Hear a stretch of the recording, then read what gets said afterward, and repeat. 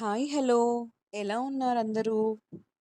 ఈరోజు super tasty and healthy పెసలు బియ్యం రవ్వ ఉప్మా ఎలా చేయాలో చూద్దాము. ఇది ఎక్కువగా మా వైశ్యాస్ ఎక్కువ చేసుకుంటారు.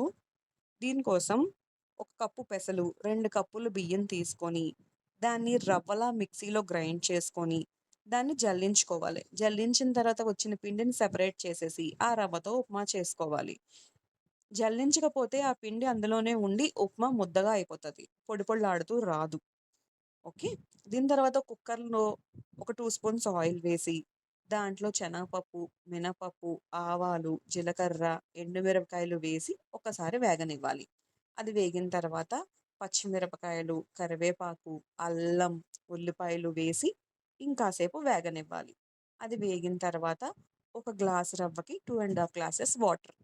సో, 2 ½ గ్లాసెస్ వాటర్ వేసి మరిగిన తర్వాత సరిపడా ఉప్పు వేసి, ఈ రవ్వ కూడా వేసి కొంచెం దగ్గర పడుతుందనగా కుక్కర్ మూత పెట్టి 3 విజిల్స్ వచ్చేంత వరకు ఉంచి స్టవ్ ఆఫ్ చేసేయాలి.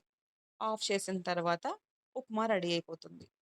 ఇది ఎక్కువగా దీన్ని మేము తాలింపు రొట్టెని కొంతమందంటారు. రొట్టె ముక్క అని కొంతమందంటారు. పెసలు బియ్యం రవ్వ అని కొంతమందంటారు. మీరెప్పుడైనా ఎక్కడైనా టేస్ట్ చేసారా?